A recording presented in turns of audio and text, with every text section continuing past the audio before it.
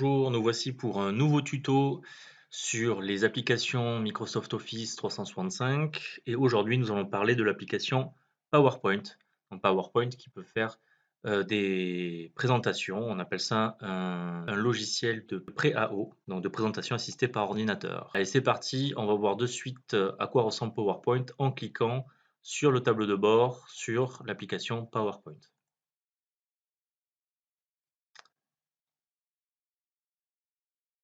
Une page d'accueil s'ouvre à vous. Vous avez la possibilité de choisir une nouvelle présentation et donc de partir de rien ou de choisir différentes thèmes qui vous permettront de gagner du temps pour gérer la mise en page de vos diapositives.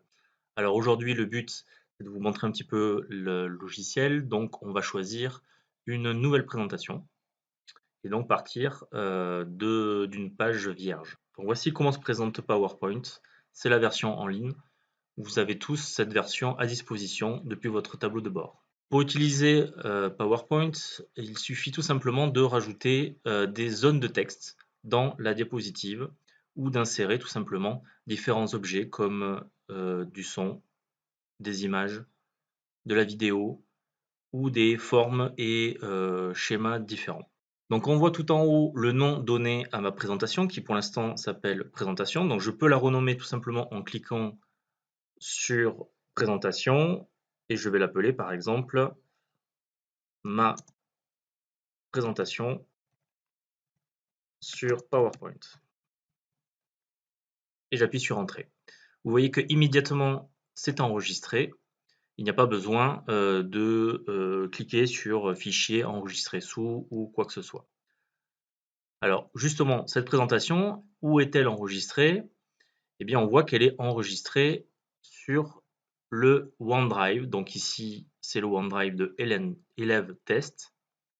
Donc il suffit tout simplement que je clique sur Document. Mon OneDrive est en train de s'ouvrir et je vois que le fichier PowerPoint est bien enregistré ici. Et il se nomme bien ma présentation sur PowerPoint.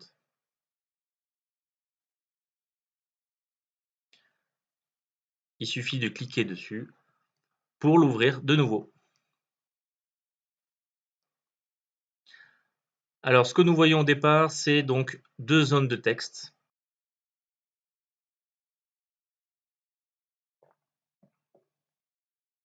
Alors, pour modifier une zone de texte, il suffit tout simplement de cliquer sur la zone de texte. Et je vais écrire par exemple, voici mon titre principal. Et de cliquer sur la deuxième zone de texte pour de nouveau le modifier. Ceci est mon sous-titre. Donc ces zones de texte, on peut les modifier à souhait, c'est-à-dire qu'il suffit de cliquer sur l'encadré de la zone de texte, donc quand le curseur se met en croix, pour pouvoir le déplacer et le mettre à l'endroit que l'on veut. Et ici, vous avez les petites poignées pour étirer la zone de texte. Vous voyez aussi apparaître des réglettes en pointillés qui vous dit que là, vous êtes tout à fait centré par rapport à la diapositive, par exemple. Ok, maintenant, on va voir comment on peut insérer une nouvelle diapositive dans cette présentation. Alors, il y a plusieurs possibilités. On peut aller dans le ruban Menu accueil, on a un bouton Nouvelle diapositive. À ce moment-là, PowerPoint nous propose des dispositions préconçues. Donc, je vais par exemple choisir la comparaison.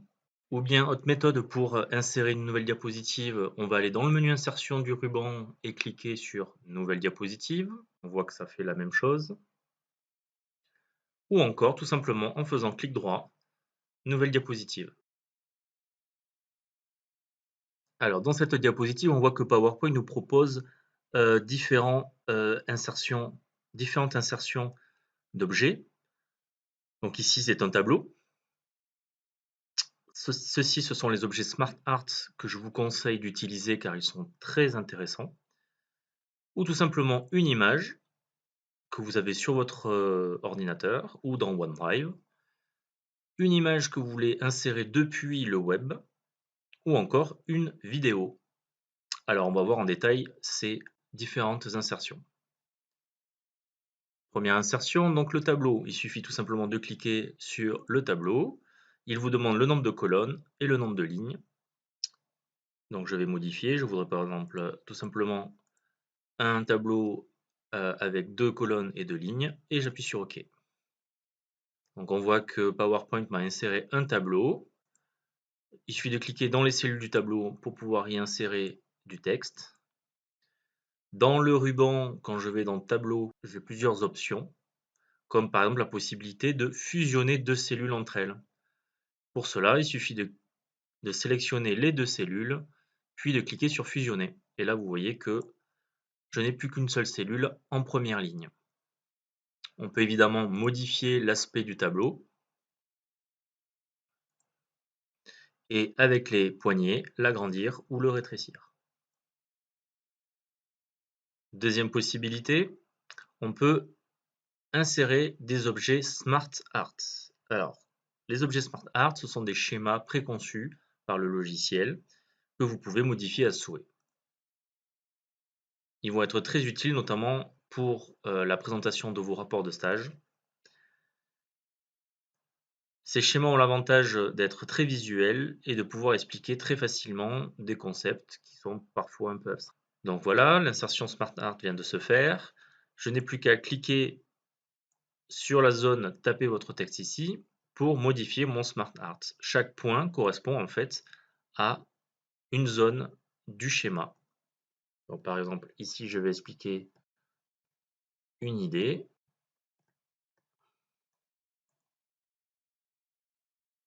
Puis ici, une autre idée.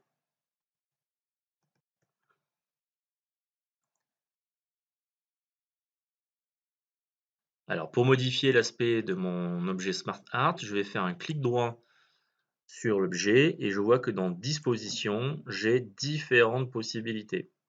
En fait, j'en ai même beaucoup. Donc par exemple, je peux choisir plutôt un organigramme si je veux présenter la façon dont une structure de stage est organisée, ou bien un cycle pour expliquer par exemple un protocole de soins, ou encore une pyramide pour présenter par exemple la pyramide de Maslow. Alors pour insérer une image, c'est très simple, il suffit de cliquer donc sur l'icône suivante et d'aller choisir donc un fichier qui se trouve sur votre ordinateur.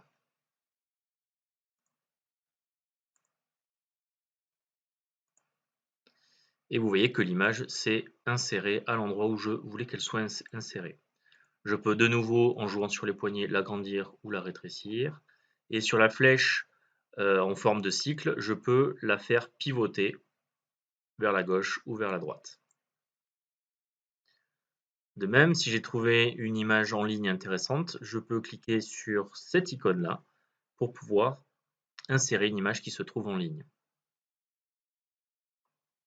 PowerPoint ouvre en fait un moteur de recherche qui s'appelle Bing, qui est un moteur de recherche de Microsoft. Et il suffit tout simplement de choisir soit un thème proposé par PowerPoint, ou de taper un mot-clé, par exemple enfant.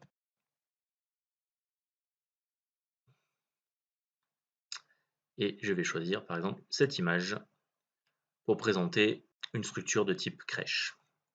Et je clique sur insérer pour pouvoir insérer mon image.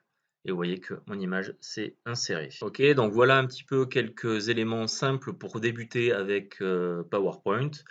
Il y aura d'autres vidéos pour vous expliquer plus en détail certaines fonctionnalités un peu plus avancées de PowerPoint, comme les animations, comme l'insertion de formes ou encore les transitions. Voilà, j'espère que j'ai été clair et que cette vidéo vous a plu. Je vous dis à bientôt pour de nouvelles vidéos.